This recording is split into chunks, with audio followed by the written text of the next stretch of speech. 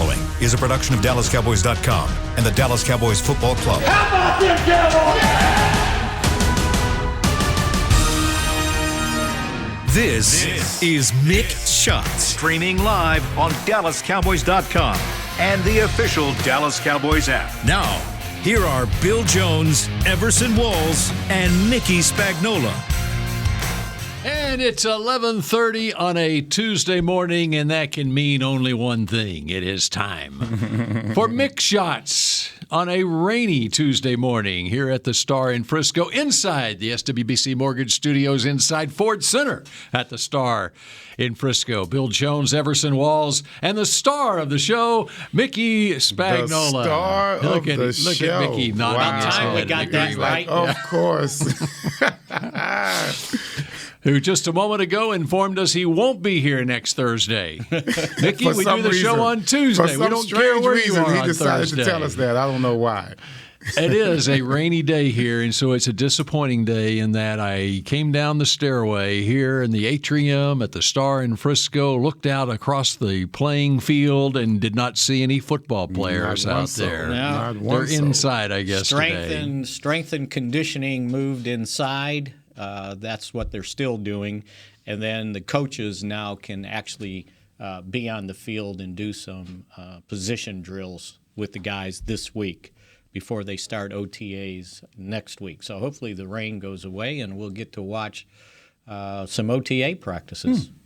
That will be good. And they're only going to have 6 of them, by the way. They're allowed 9 or 10. In the past, it's been 10 OTAs, and right. The way Jason Garrett would do it, and of course we didn't have OTAs last year with Mike McCarthy as the head coach, but the way Jason Garrett would do it, there would be 9 OTA practices, and then the 10th OTA quote-unquote practice was when they had the high school kids come out here, and the players would coach the kids. It was a great day. But organized team activities, for those of you who don't recall what OTA stands for. And so that was the final organized team activity. But they've cut down on them this year. Only 6. And somebody asked Mike during the press conference on Saturday, why only 6? And he goes, no, I've got 9 days. Well, he was counting the 3 minicamp days. Mm-hmm. So after the OTAs, they're going to have minicamps. And I think what he was thinking was because they're going to have to start training camp a week early because of the Hall of Fame game that he wanted to give the guys that much of a break. So give them almost a month off before they I think there was another factor in there, too, and it has to do with the Players Union and how much voluntary, or obviously it's the mandatory 3-day minicamp, but how much of the voluntary off-season program that they are going to participate in. Right. I think it was sort of a compromise because there are some teams in the league where players are not reported back in mass like they have here, and almost en masse. Yeah, and right. And so the Frenchman had to put his foot forward. DeMaurice. That's the only 6 years of French. That's the only thing I think I remembered. DeMaurice had something to say about that. There you go. That's exactly right. And I'll see if I can find it here. But there was a letter that I was reading just a couple of days ago that was tweeted out from the Players Union, one of the players' reps, explaining why, the players' position on it. And part of it was they felt like last year without a... That's a bunch of BS. You don't even have to say the Frenchman and the Italian. The Frenchman and the Italian going at it. This is a bunch of... No. Why we? No, they're going at it now. The play was better last year. Did he watch the Cowboys defense last year? Did you see it was a couple of weeks ago. Yeah, we talked about this last week. We talked it out. Yes. No, there was a new one that came out this week. That an explanation. I got to find it. A new one came out. Everson and I talked about injuries had been reduced, and it's like, well, they sure didn't count the Cowboys' injuries. Nor did it stop any infections from corona either. I mean, it seems like a lot of guys still got it regardless. So I don't know So what did precautions the work letter for us. point out that they were going to take care of the poor guy from Denver that was working on his own and tore his Achilles? And then now they're offended that Broncos would have the nerve to say, well, we're not covering his contract, and then they released the guy. Mm-hmm. They released Juwan James. Yep. And then not only that, and then they had another guy get hurt. What about the week they had no quarterback playing at all, right? All right, during the season. During the season. I Yeah. mean, so when you're talking about it didn't affect the teams at all, I mean, I don't know about OTAs and during the regular season, but I'd say everything was affected last season. You can't say that anything really worked to our satisfaction when it came to injuries and infections. This was J.C. Treader. Yeah, oh yeah. He's got a job. And did you? But he wrote this. It was published yesterday. Okay. Oh, it's a new one. May 17th. Okay.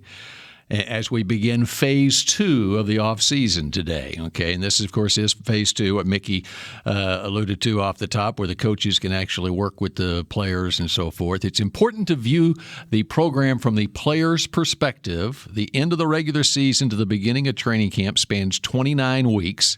Many people suggest that players should participate in their team's offseason program to avoid any risk of non-football injury, but if players were truly to eliminate all risk of NFI during the offseason, it would mean only training for those 9 weeks when we have protection at the facility.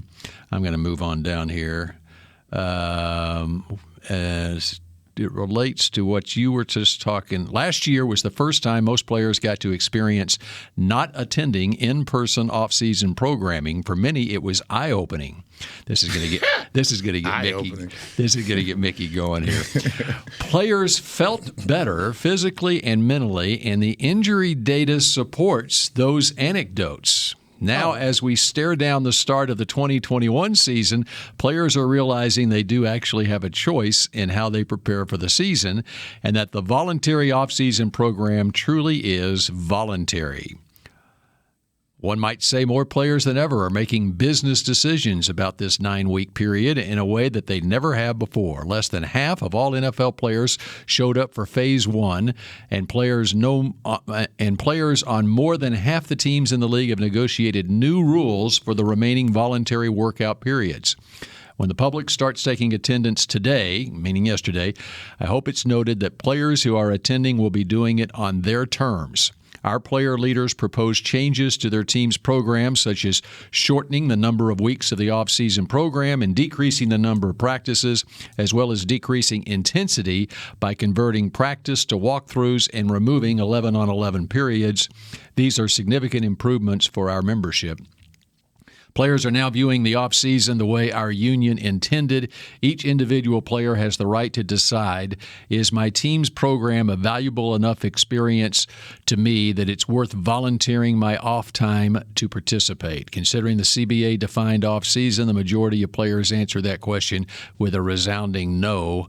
The onus then shifts to each individual team to create a new off-season program that will cause a player to answer that question with a yes.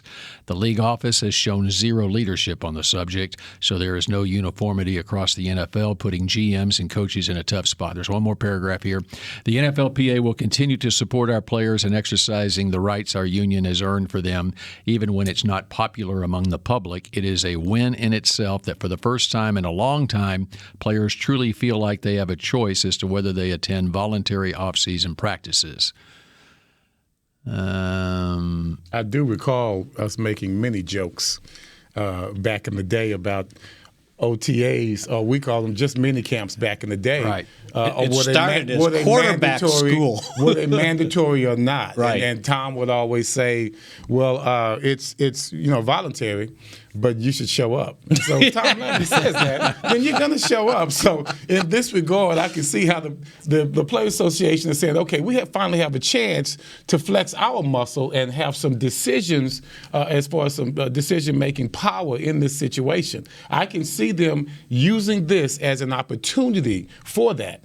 However, what I beg to differ, injuries and infections still ran rampant last year, and I don't know if the OTAs had jack to do with that. I really have to say that. I think that OTAs and injuries I don't think it had anything to do with how it ran out during the season. It was just a kooky year, and this is the Players Association's opportunity to flex their muscles and get a foot in there as far as decision making is concerned. So I think as far as having the 6 OTAs rather than the 10, I think that was a part of the compromise that he talked about. Yeah, and we'll see then how many guys show up. Yeah. What do voluntary mean, Darren Hambrick? So that's that to what me. It's an opportunity for the Players Association to flex their muscles. Yeah, and they're trying to curry favor with the players for having a 17th game. And it's like, well, we got stuff. We got more financial considerations for giving them the 17th game, and now everybody's seeing the 17th game, and it's like, oh, what do we get?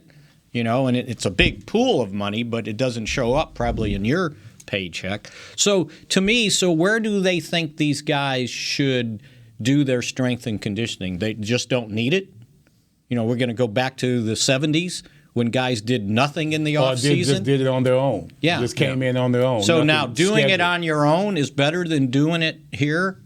Under jurisdiction of the trainers and the strength and conditioning? As you know, Everson, and you know, Mickey, it's a whole different deal than a lot of other places around the league because it's a great place to live, and and players will come here and stay in the off season here, and so it's really convenient for the Cowboys and it's with one the of the facility better facilities here. in the league. Yeah, with the facility here too. But if you're someplace else, other cities in the league. So you don't have to fly in. I get that part. Yeah. I get that part. Yeah. But again, you're telling the whole league to do this. Now they want to file a grievance for Juwan James after he tore his Achilles because basically they released him and said, you're on NFI and we're not responsible for you. You could have been here working out like you were until this stuff came out and the guys decided to stay home and work out on their own. I just think the days of showing up for training camp and getting ready for the season are over. Right? That's your job. I don't care if it's voluntary or not. For your own good, you need to be in tip-top shape when you report to training camp, not go to training camp like the old days and all of a sudden they started working. I don't think it's going to be like that in regards to that.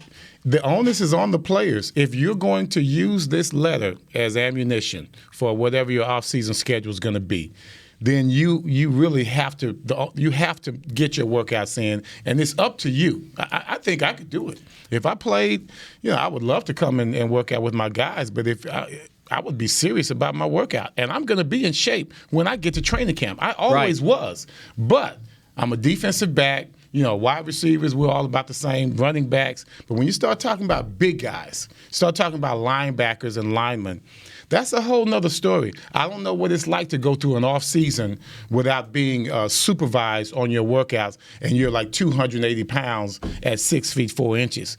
To me, that's a different ball game. For small guys like us, we can come in shape all the time, and I always did. See, and my point is the strength and conditioning. I get backing off on the intensity of the OTAs because I always thought, you put your helmet on, you got a jersey, shorts, you got your cleats on, and you're going to go out there and you're going to end up competing, right? Mm-hmm. And boys will be boys, right? If I'm out there competing, I'm going to dive for a pass, right?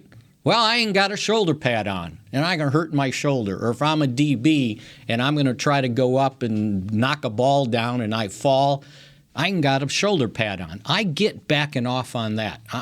There's ways to do those OTAs, and I think Jason Garrett did that last year. The competition part of it, the physical part of it, 2 years ago. Sorry, they backed off. And again, you're supposed to come off the ball, touch, and then stop.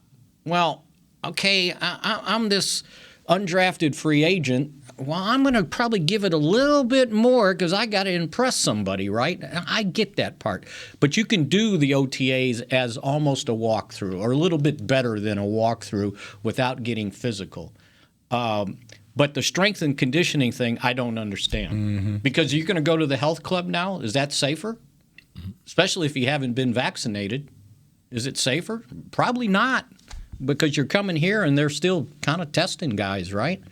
So, we'll see how this whole thing plays out. I recall before the pandemic, you had quarterbacks and other leaders of teams. They would fly in groups of guys, and they would all work out together. Sometimes on different teams.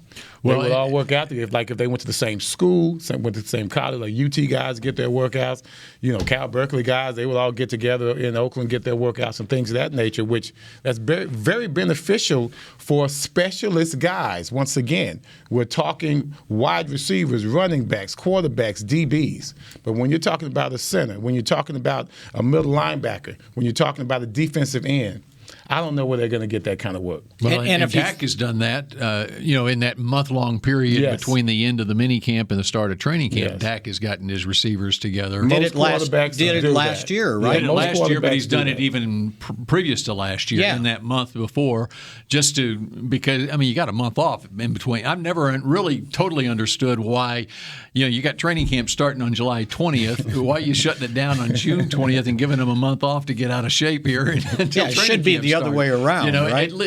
I understand giving some time up, but give them a couple of weeks, to vacation. We always took a couple of weeks before training camp. You just always take at least a week or a couple of weeks before training camp. So I could see the whole off-season program getting pushed back to the point where you're leading up more to the season, and maybe that would eliminate some injuries. Would eliminate the slower start to training camp, because you remember last year or the year before, you had to have those 3 or 4 kind of acclimation days before you actually practice football. Have you ever heard of a group of big defensive linemen and linebackers getting together having an off-season? Yeah. I just hadn't heard of that. Who's leading that charge? No backyard workouts who's leading that at Zach Martin's place. Come on, guys, I got a football field back here. I got 10 yards. That's all we need. That's all we need. We can just dig up a bunch of dirt and have some fun. But I think we saw an example of it last year on this team, the lack of the off-season program with a bigger guy like Voluntary Poe. I think Voluntary Poe would have been in much better shape to start the season if there was an off-season program. Well, he was terrible the year before. Don't bring that up. Not about it's just an example. Pick somebody else, Bill. Pick somebody else. I agree, though. You have to know that the different positions, they have to be treated in a certain manner. And like I said, the big guys, they're the ones that are going to suffer. They're the ones that suffered here. I don't know about around the league, but we know that we had major problems with our big guys, especially our offensive linemen. We're still worried about our offensive tackle. Hopefully they look good, coming up. They look real good. They look good. They look good now, and because now they're together. I don't know what it would have been like last year at this time, considering that they couldn't get together that much. So this year is going to be different. Protocol is being laxed a little bit more now, and I'm very surprised that this letter came out and that it held so many restrictions for the teams. It changed the tune, because previously it was worried about COVID. He didn't mention any COVID in there, did he? At all. No, you noticed that. That was a very carefully worded letter. Yeah. It was now about the physical. That's why you can see this is their opportunity to flex their muscle. They're just using this right now as just a starting point to where, hey, we got your players' backs. This is why you pay your dues. Darn union stuff. Well, and it's also trying to provide some points that the owners didn't win on this. We got our way. We're striking back on our end. What's important for us. You ever been in a? I know you have. You ever been in a union? I've not. So summers when I was in college, I worked at a factory, and we had to join the union every summer because it didn't carry over to the next summer, right? And the union was pretty strong. Yeah. And it was like a steel door factory. We made steel doors. And I saw guys just jacking around, right? Well, the union would support them. They couldn't suspend them, couldn't fire them. And it's like, how come this guy's not working? And then something had happened, they go run to the union, right? Right. So my last year, before my senior year in college, they go on strike. And I'm going, I need to make money. I don't need to strike because when you return and get better pay in September, I'm not here, right? And so we had to earn strike pay, and I think we got like $130 a week. We had to go out on the picket line, right? And sit out there for however many hours. And people are driving by, yeah, you lazy bums, go to work. And I'm sitting there going like, I want to work. They won't let me, you know. And when they went on strike, and it was like a midnight thing, it was like a party. Yep. They were celebrating, and everybody was drinking beer, sitting on grill. Did they have a barbecue grill out there? Yeah, oh yeah. It was like, all right. I just saw an episode of The King of Queens just like that. Yes. But even when we did it, there's a difference between. I've been through 2 strikes, right? And so in '82. I'm still 22 years old, still under my little free agent contract, still living at home with my mom. Right? I'm living at home with my mom in Hamilton Park. And so, that strike was... That's why you had 14 interceptions that year. Mom's cooking. You weren't out partying at night. You were at home. Mom had a curfew. That's true, Bill. That's right. That's very true, Only Bill. 9 games, too. That's very true, Bill. But what I had was, it was a casual, strike for me. Because I'm still at home with my mom. So it's not like the bills are just, inundating me. I'm not even thinking about what Drew Pearson's going through, Harvey Martin's going through, Bob Bruni's going through, Danny White's going through. These guys have families and bills. Well, I found that out in '87 when I was the union rep here in Dallas. Now I got my 2 kids, I got a house note, 2 cars, and it's a different story. Your mentality going into a strike is totally different than when you're just a 22-year-old, just kind of out there chilling. Oh, we're on strike? To me, it's a break. It's a vacation. I'm still living in Hamilton Park. I'm going hanging out with my boys. I have no bills. So in '87, your mentality is totally different when Mama ain't there anymore. '87, you missed 3 or 4 paychecks then. In '87? Yeah. Oh, we went. So 3 games. Yes. And there was 1 week nothing happened. That's right. Yeah. And in '82, I recall after we came back from the strike, I believe we got a check when we came back. For missing. Yeah. Really? Yeah, we did a small check. It didn't cover everything, but it was a small check for that. We got nothing like that in '87. And you talk about union meetings back then. Could you imagine trying to say something against Gene Upshaw? I mean, he wants to fight you right there in the meeting. I don't know if that was going on with you guys, but it's like football practice at the meetings. You say something out of line. Hey, wait a minute. I'm a union guy. Can you please answer the question? It was still a wild west back then. In the newspaper reporters union, there wasn't a Gene Upshaw. No, we had a guild, but we didn't have no. Yeah, I don't know what's worse then. Yeah, I'm sorry. and they did nothing. I'll guarantee you. And I'll never forget the day when Tex walked out there where we guys were picketing, and he wanted to argue with you guys about what do you do? And he tried to talk sense his sense into everybody. It was the funniest thing you ever see. It was like Winston Churchill came out to make this speech, and these guys are boo, throwing stones at the bus when the replacement players came in. That was crazy. And rocking it. No, that 1987 strike was the most unique moment. I mean, it was, how it is. If it drags on for a long time, the enthusiasm kind of wanes a little bit. So we went from, like you said, everybody out there partying, having a good time, and the energy levels up. They're scabbing, and remember Tony Duss said Captain Scab to Randy White. The next day he has to cross over after he's yelling Captain Scab because of his contract. Yes. Well, let's be real. That had nothing to do with it because I had the same contract. Oh, did you? Let's not get into that. I'm about to get upset now, Spags. Let's not get into that. We are not getting into that contract. No way. Not doing it. It was such great theater too. Well, and they incorporated the neighborhood people came in and helped carry signs that were living out there in those apartments. That lasted for about a week. Next thing you know, I'm out there by myself. The union will look like I'm selling cigarettes or something. The TV cameras were gone. And they were gone. Everybody was gone. It was old news by then. And the only confrontation I remember was Randy White pulled in with Don Smerick, right, in his truck, and they Dorsett, and I don't know who, it might have been Everson. No, Dorsett. They got in front of the truck. They were going to stop him from going in, right? He puts the thing in neutral, right? And he starts revving the engine, and all of a sudden he pops the clutch, and that big old truck jumps up, and those guys scatter. I just saw Randy yesterday at the golf tournament. Now we had some good talks, but no, those weren't the good times at all. Not at all. All right.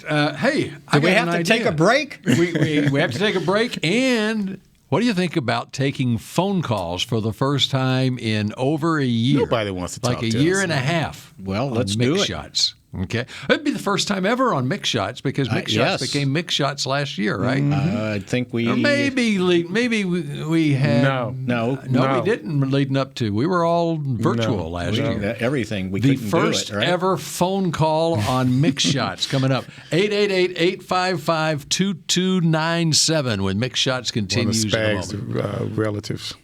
Yeah.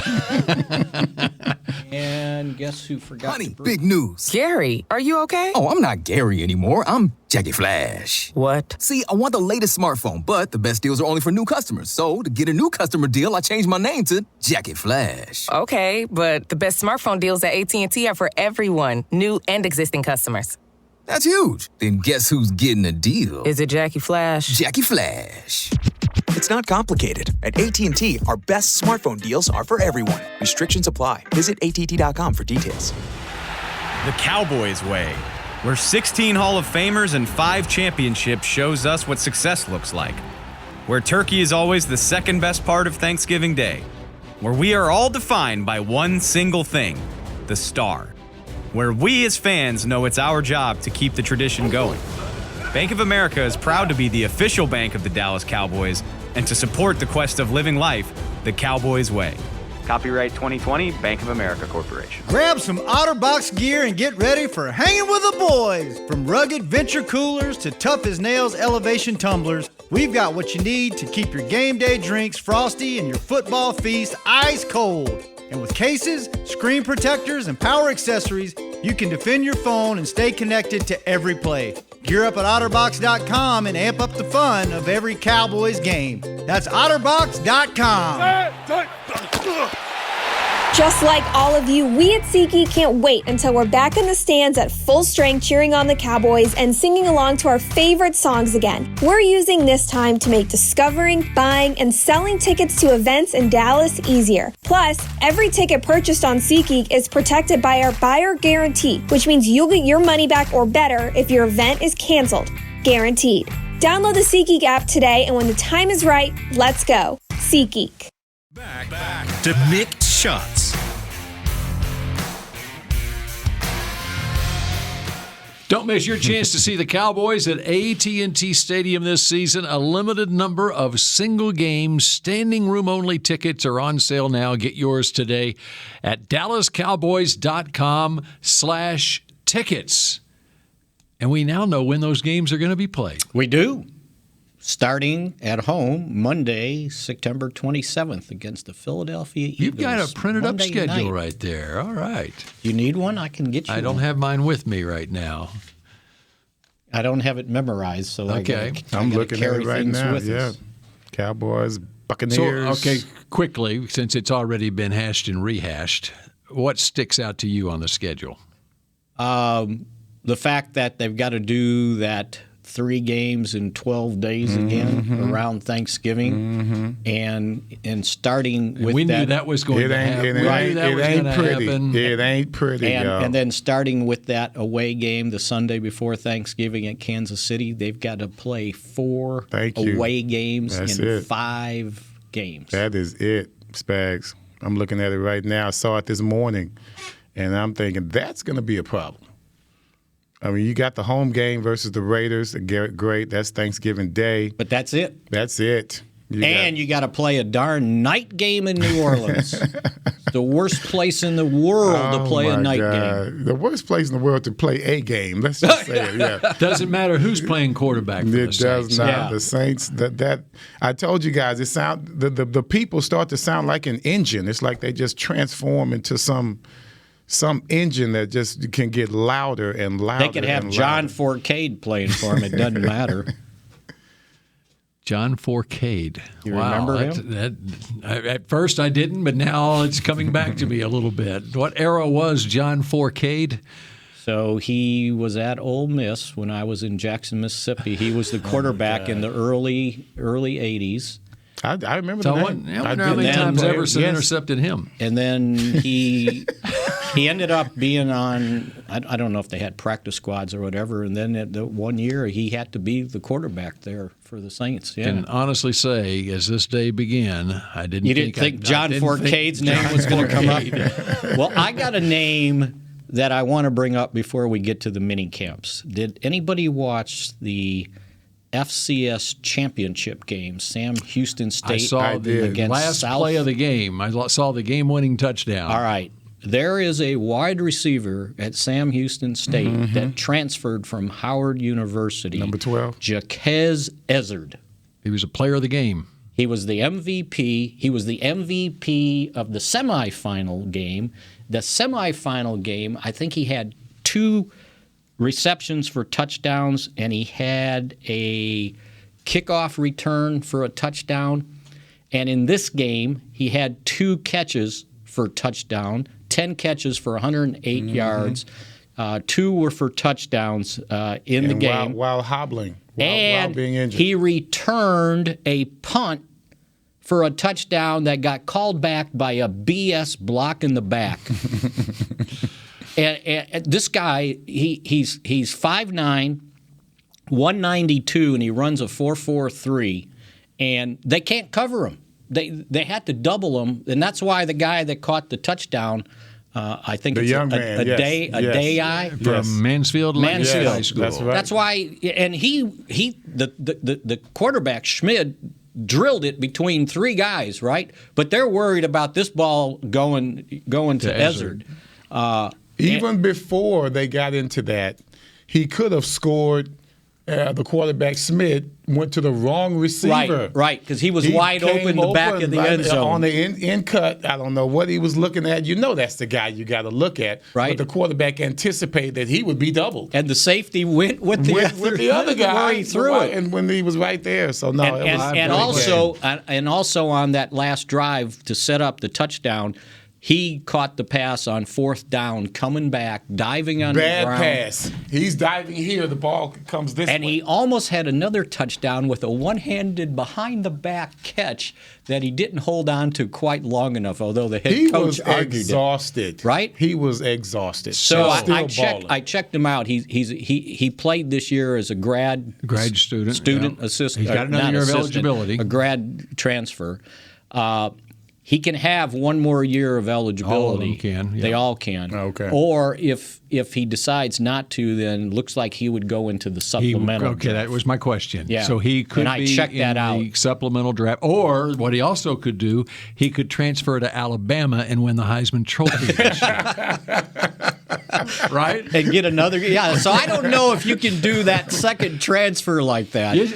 But he's got another year of eligibility. He can do that. I mean, they just changed the rules where everybody can transfer. And this is a guy that and he's a graduate student. He's immediately eligible. Everyone can transfer. This whole transfer portal has just changed the whole. So check this out.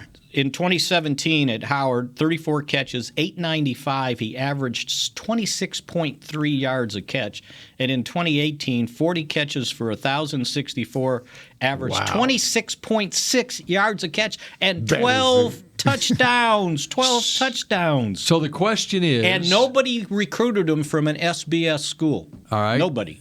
So what would you do if you had his choice there? Okay, you can go make yourself eligible for the supplemental draft in July, okay? And obviously the rules on the supplemental draft, it's the same draft order as this year, but teams would give up, like, for instance, if you wanted to draft him in the first round, you give up your first-round pick for next spring, okay?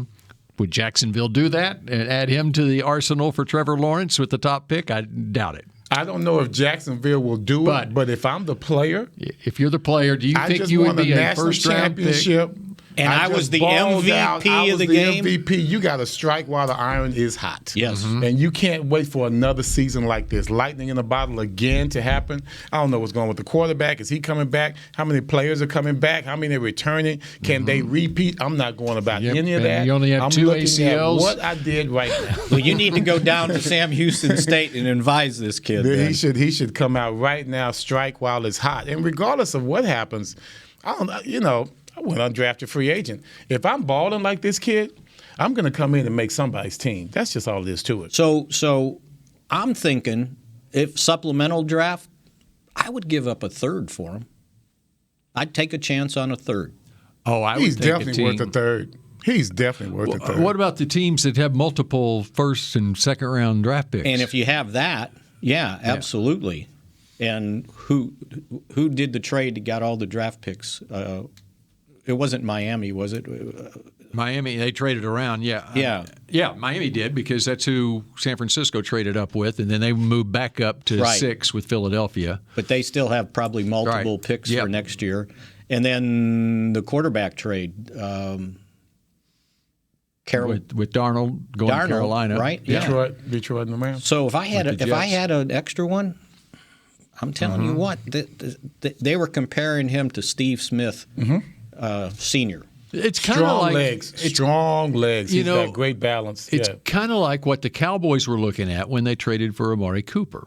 Okay, you're giving up your first-round draft pick next year for it. Now, this is an established player who's already established as a Pro Bowl. Yeah. But on the flip side of that, you knew within just over a year's time you're about to have to pay him $100 million. Now, with this guy, if you use let's say you used a first-round draft pick on him, you have him not only for this season but for 4 more years at a relatively decent price. It's not free agent money, you know. And if you evaluate him as a guy that he's your first-round pick, you're getting him 6 months early. You're getting him a season early. Yeah. No, absolutely. So why not use if you evaluate him as a first-round pick, then why not use your first-round pick next year on him? I was just let's be real. Impressed they with the put guy. their best defensive back on him. Yes. All over the field. Yes. And he made him look pretty bad. Yeah. So if you're the Cowboys, Michael Gallup is a free agent after next year. I don't think you can afford a first or a second, but I'd do a third. And you know what? I would do. I'm gonna leave Michael Gallup alone, man. I would do. Everybody want to even if you know what? Even with Michael Gallup here, this guy's my special teams returner, right? And I got another special teams job that should be filled. Micah Parsons should be the punt protector. Because I'm going to snap him the ball and let him run. They were doing linebackers love that stuff. So they were doing a drill out here, and it was kind of a special teams deal where they were trying to simulate tackling. And so once you did that, then you had to go to the other line and you had to take the ball and run, and the guy had to try to raise up with you, right? He put a move on one poor guy. No pads, right? But he put this move on this guy, and I'm going, well, that's why in high school he ran for 1,200 yards as a junior. Well, see, now that's not fair either. I must say, my first drill, as a Dallas Cowboy, we're working on covering out routes as defensive backs. I don't know who flipped the switch, but when I get up there, all of a sudden, instead of running a down and out like the other 25 other guys did, they want to come out and up. Oh, come on, man. Dude, what's going on? Then Gene Starler's in my face calling me a boy and all of this. Like, okay, that was extremely unnecessary. That, I bet, was unnecessary. No, it was. Parsons should not do that. It was whatever they were. It was whatever they were doing. Do you remember who the receiver was? It didn't matter. He didn't make the team. Shoot. I'm still here. I'm still here. 40 years later, I'm still here. Okay. I'm mad now. Minicamp. Yeah, minicamp. Tell me about minicamp. So, just, looking at the draft choices, the guys they drafted looked the part. Now, I don't know how well they're going to play. They're out there in shorts and whatever, but they look the part. Micah Parsons looks like a linebacker. He moves like a linebacker. He looked like a running back, too. And when they went to very short session of 11-on-11 and then 7-on-7, the 11-on-11 was mostly run game. And he has this ability with all that muck in front of him to see the angle where to go to find the ball player, the ball carrier. It was amazing to watch, right? And he was always kind of like in this right spot at the right time. The other thing, and maybe this is the way it's supposed to be, but when they were doing individual drills, first one in line every time. You go behind me. The best part about it, when they went to their position drills, there's only 3 linebackers out there, so it was like private lessons, right? And guess who was running the linebacker drills? George Edwards. Defensive assistant last year, right, or consultant, whatever they called him. He was taking care of the linebackers. So I noticed that right away, very vocal, running the drills. Dan Quinn was working with the defensive linemen the whole time. Whatever they were doing, he was down there. And by the way, he's got a pretty good nickname that I think he should get some advertisement for it, because they call him DQ. Okay, I told you that last week. DQ. That's what I'm calling these draft picks. They're DQ dudes. It's a Dairy Queen advertisement right there. Well, the guys have DQ dudes. The guys have picked up on it, because when they refer to him as DQ said, and it's like DQ. He was running those drills, but the guys looked the part. Kelvin Joseph, he looks like a cornerback, and he's really quick. Anybody wearing number 24. Yeah, right. And he had the right number. Did he really? 24. Yeah. Okay, 24. Okay.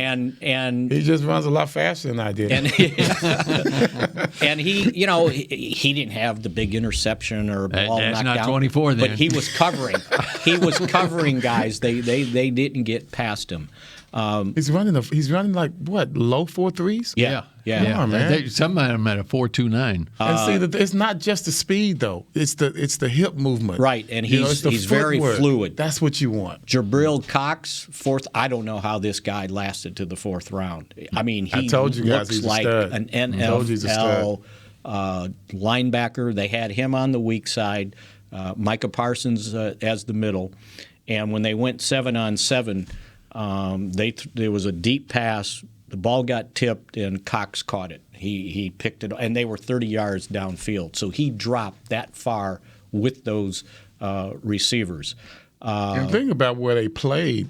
You played in the SEC. Right. And you're looking at balls going down the field. You're accustomed to that. This is nothing new for you. You know you're going to get an array of plays. And when you have a linebacker that's accustomed to being down the field the way he did all season long, his whole career in LSU, playing against all these SEC teams, it's nothing new to him. What? Ball skills are something it's something he had to have in order to start. He played 1 year at LSU. He was at North Dakota State before that, playing up the road in Frisco in national championship games, years in a row. Yeah. And so he's an example of a guy getting back to that wide receiver from Sam Houston State. Here's an example of a guy who played, winning national championships at the FCS level, and then during COVID decides, okay, I'll go ahead and transfer to the defending national champion. Right. And what'd that do for his draft stock?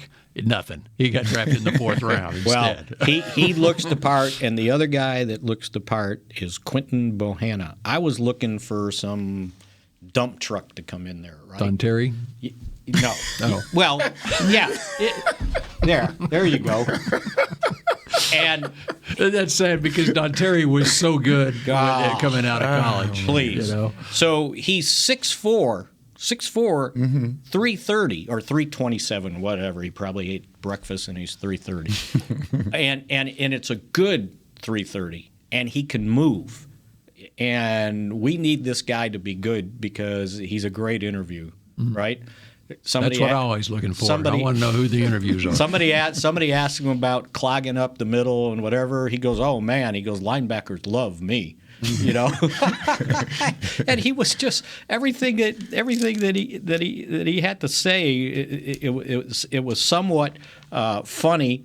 And they were talking about, well, what do you need to improve on? He goes, well, I got to get stronger. Mm-hmm. He goes, I was strong in college. Now I got to get NFL strong. And so he understands it. And talk about private lessons, because he was the only nose tackle that they had to work with, right? O.C. Odigizua is a 3 technique.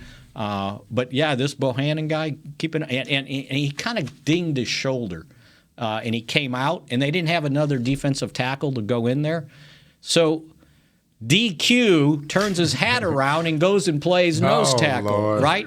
And all he's got to do is stand up and go like this, right? They asked Bohannon about it, and he goes, yeah. He goes, these coaches, they get older, and they still think they can go back to the old days, right? and then he went back in, right, a couple plays later, and he goes, yeah. He goes, I had to go get DQ and tap him out. Tell me about the kid from Kentucky. How'd he look? The other kid, now Bohannon's from Kentucky, but you mean Kelvin the cornerback, Joseph, the right? second round Kelvin draft Joseph pick. was the guy I was talking about 24. previously. Yeah. Yeah. And I'll tell you another guy who looks the part is the Chauncey Golston. Iowa. He's long. I mean, his arms are forever. He's tall, slender, and he's pretty quick. They had him working at right defensive end, and he said, I can play both, whatever you want. Does he have any linebacker skills? From being on that defensive end side, he's more. I think he's a defense. The way his legs are built, he's a defensive lineman. I think at the pro day he was 270. He got down to 270. I think he played more at 275, 280 at Iowa. That's a good size. So I mean, he's kind of Tyrone Crawford as far as what his dimensions were coming out of college. You know. And then the guy that everybody was so worried about, because they took him in the 3rd round, Nashawn Wright. He's tall. He's skinny, but he can move. And he was the only. His interviews too. His interview was great, and he's been having this back and forth thing with Richard Sherman. Yeah, right. Yeah. What is going on? Well, he said he noticed that the media made a big deal of him saying, I'm more athletic, agile, Richard Sherman. And he goes, and I didn't mean anything by it. So he goes, I made sure. I don't know if it was Instagram. He said, he said he DM'd him on Instagram. He hey, no offense. Right. And Sherman was evidently okay with it. He goes, I understand. But he could move. You asked about hips. Oh, my. So he broke up one pass. And again, take this for what it's worth. He's playing against guys that aren't going to be in the league, right? The 2 quarterbacks were basically here on a tryout basis. And the reason they were here on a tryout basis is they needed a quarterback to do minicamp because they wouldn't let they thought DiNucci would be able to be eligible, and he wasn't. So they brought those 2 guys in. And the receivers, who know, and the wind is blowing on Saturday. Yeah. They may have a problem out there with a wind tunnel with the way the new building is there. But anyway, he makes a diving interception. And I liked what he had to say afterwards. And he goes, I made the diving interception, and I'm used to being down. He goes, I had to think, I can get up and run. And he did. So keep an eye on this guy because, if you need a guy to body up and he can run, that's a tall guy to get the pass over if he's actually knows who he's covering and what to do. To me, what's as important is just having the mindset and the culture to change. Because they talked about it. Cowboys are looking for more playmaking defensive backs. Well, how did we get to this position to where we don't have any playmaking defensive backs? And they don't mean tackling. They don't mean making plays on the running back. We're talking about making plays on the ball deep down the field. We're talking about recognition by a safety instead of him being caught up on a 20-yard in cut. You have to be ready for that post route that's coming behind you. So the recognition of the schemes that are going to be coming at you, that's what's important. It's not about how fast you can run and what you look in drills. Can you make plays on the ball? That's the culture that needs to be continued. I'm sorry, it was discontinued. That's the culture that needs to begin again around here. And the one undrafted free agent. Can we save it for the next Yes. segment? Yes. Okay, remember that. Okay, that's our tease. I better write it down, right? One undrafted You're asking free me to agent. do remember something for 2 minutes. The next Everson Walls, undrafted free agent. Okay, and Gary Jackie Flash requested that we give the phone number again because we were a little quick on it the first time. 888-855-2297. That's 888. Jackie Flash. 888-855-2297 and the undrafted free agent that caught Mickey's eye when we come back. We're back with a tasty treat that's sweeping airwaves and taste buds. It's new Dr. Pepper and Cream Soda. Let's take a listen. Dr. Pepper and Cream Soda's here. A new combo that's music to my ears, okay. Let's play. Cream Soda and Dr. Pepper time. Pour it in a glass of ice. Ah, music to my ears and mouth. New Dr. Pepper and Cream Soda. A delicious duet. Grab some OtterBox gear and get ready for hanging with the boys. From rugged venture coolers to tough as nails elevation tumblers, we've got what you need to keep your game day drinks frosty and your football feast ice cold. And with cases, screen protectors, and power accessories, you can defend your phone and stay connected to every play. Gear up at OtterBox.com and amp up the fun of every Cowboys game. That's OtterBox.com. Hi, I'm Clint Tillison with United Ag and Turf. When there's work to be done, a real workhorse can make all the difference. Like the Range Boss package. Our 5075E John Deere 75 horsepower tractor features a bell spear and loader and starts at $369 per month. And the price you see is the price you'll pay. No surprises. It works like a horse, so you don't have to. Visit UnitedAgAndTurf.com. Offer ends February 1st, 2021. Restrictions apply. See dealer for details. Now, let's get to work. Want to use what the pros use? How about the official men's skincare brand of the Dallas Cowboys, Jack Black? Right now, you can get the Jack Black Starter, a curated collection of Cowboys locker room favorites for just $10 with free shipping. The starter includes 4 Jack Black skincare favorites, plus a full-sized intense therapy lip balm. Go to getjackblack.com/Cowboys and use the code word TEAMJB. That's getjackblack.com/Cowboys. The Jack Black Starter, $10, free shipping. Back to Mick Shots.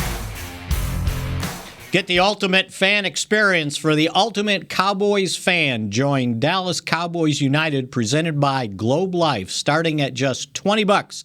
Join now and get your exclusive fan package and member benefits. Visit DallasCowboys.com/United for details.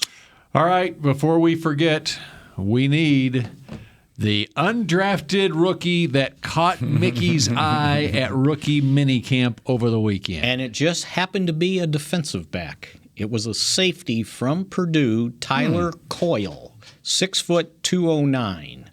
Good undrafted. Size. Good size. But he looked like he knew what he was doing back there. So we'll keep an eye on him.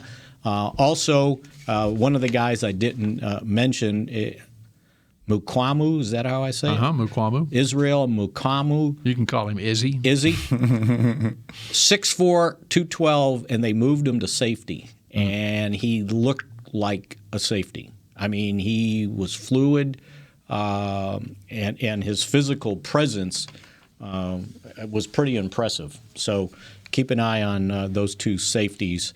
I like him. And, yeah, I don't think many people knew about him. Because J.C. Horn played opposite him at South Carolina. Right? Yep. And so when you watch J.C. Horn, you probably saw him in practice. They must have had a great defense in South Carolina, right? They had a good defense. Got a great defensive backfield. Did it work out in stats? I wonder if it didn't really work out for them as far as their season goes. I was going to say they weren't very good.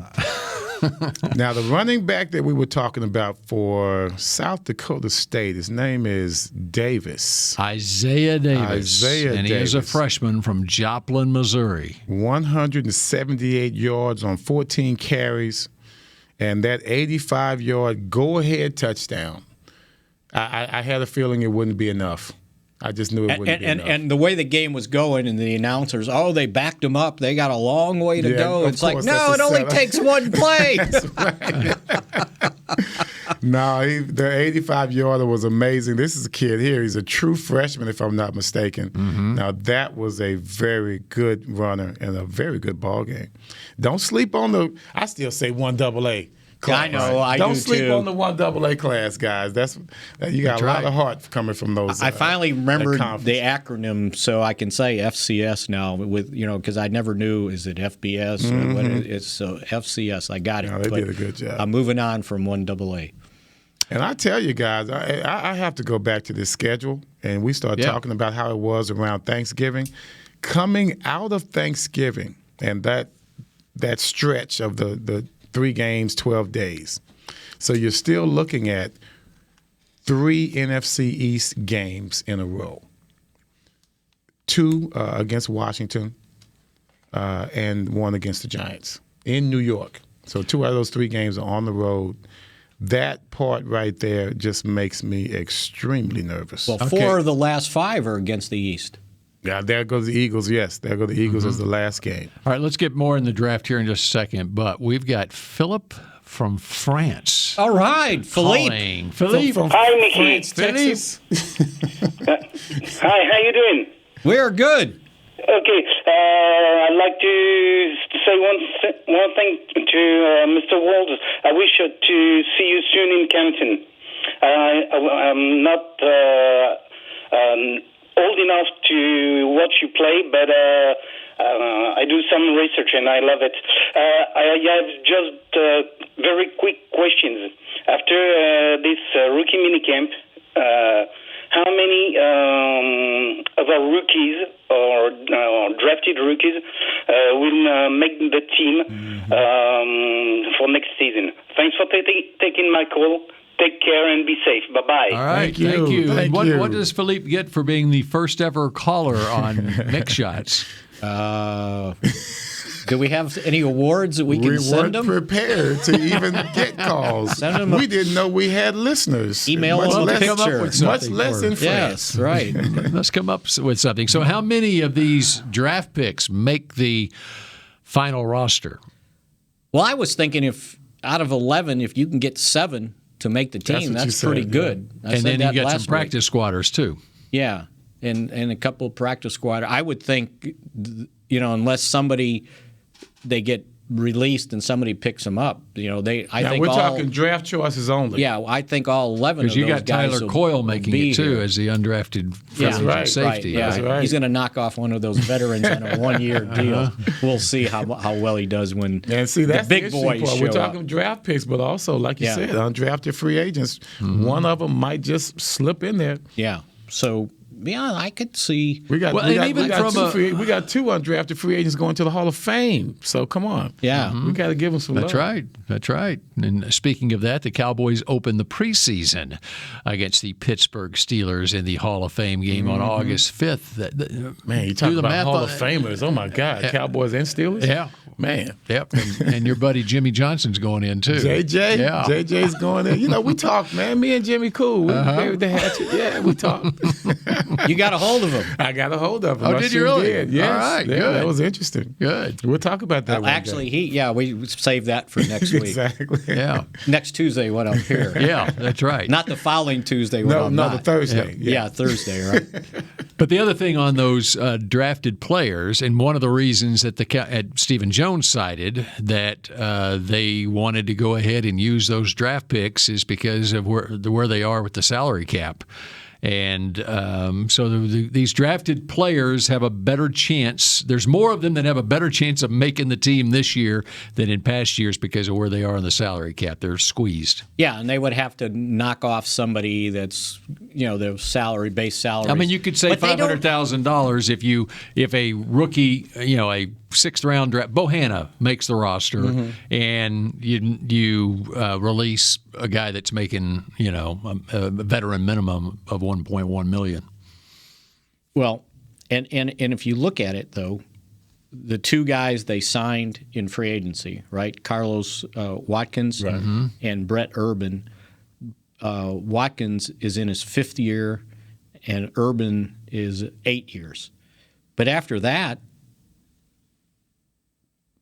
Terrell Basham, he got a little bit of money. He got more money than the other guys. And then the rest of the guys they might knock off or might be a 2nd-year guy. So it's not really like you're saving a whole heck of a lot. They don't have, there's no Thomas,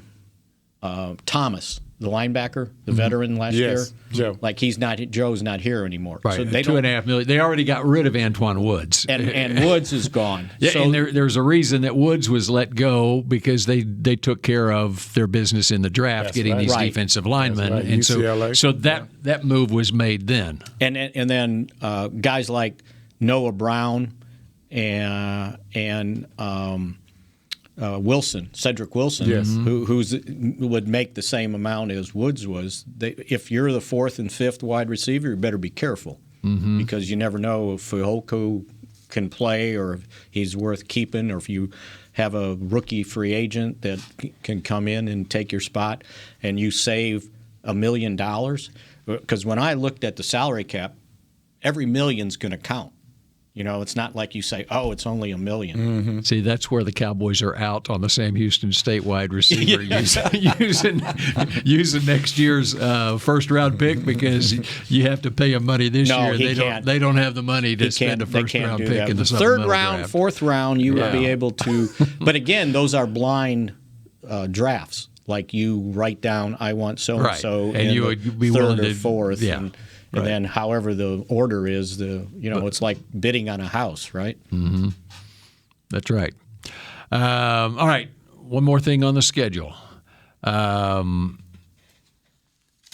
Cowboys go to New England on October 17th. Mm-hmm.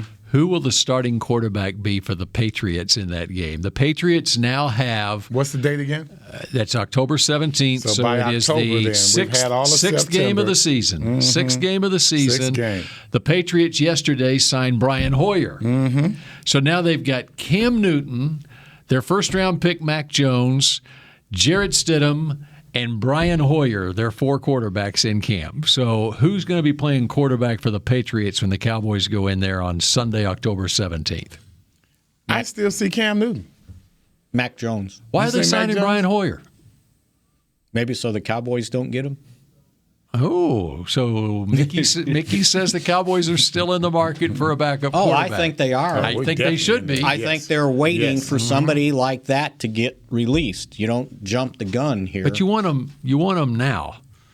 If it's a veteran. A veteran doesn't matter. It doesn't matter. You like them for the start of training camp and not the end of training camp. Yes. And that's when most of those guys will get released at the end of training camp. Well, Andy Dalton got released this week. Last year. It wasn't this last week. Last year. It was the week after the draft. This is happening too fast. You didn't let me finish. Joe Burrow. Yeah. But somebody, I would think some of these other teams are going to release How much money do you have to spend on it? At that point, if you don't have a job, $2 million, $1.5 million. I mean, the Cowboys have $2 million to spend on a quarterback. They could make that work. Okay, because they're going to have to. My question. They're going to have to do some things. Because I was saying, A.J. McCarron had a history with Nussmeier at Alabama, and I thought, okay, A.J. McCarron might be a guy that they could bring in. Not that he's got any NFL skins on the wall to speak of, but he got signed by Atlanta for $1.2 million. So that was the market. That's the market for those quarterbacks now. Yeah. And especially the closer you get to training camp and you don't have a job, 1.2 looks good. But the Cowboys are sitting there with four quarterbacks. Yeah. So Call them out. With Dak and Garrett Gilbert and DiNucci and Cooper Rush. Okay. And you don't need five quarterbacks in camp. No. So somebody would go. Would get released. If you got a veteran that's kind of proven that you think, okay, this guy, while you're going to say there's competition, he's probably my guy. Mm-hmm. So, I mean, Jacksonville has a bunch of quarterbacks now. And they had signed Blaine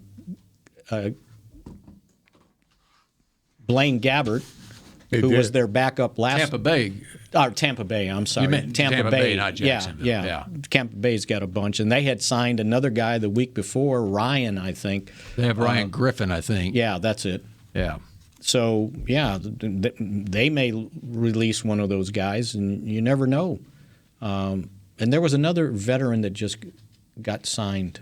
Well, and then Tampa also drafted Kyle Trask, the rookie second-round draft pick out of Florida. So some of these guys, they're going to. Yeah, there's definitely going to be quarterbacks available at the end of training camp. And I would imagine they're kind of, betting on that right now, and just kind of say, okay, let's hold tight. We got enough to go to training camp, but if something happens, here's what we can do. Okay, that does it for this edition of Mix Shots. I can't wait till next week's show where we get to hear about Everson's conversation with Jimmy Johnson. Oh, boy, that's a great tease. Don't miss this. All right.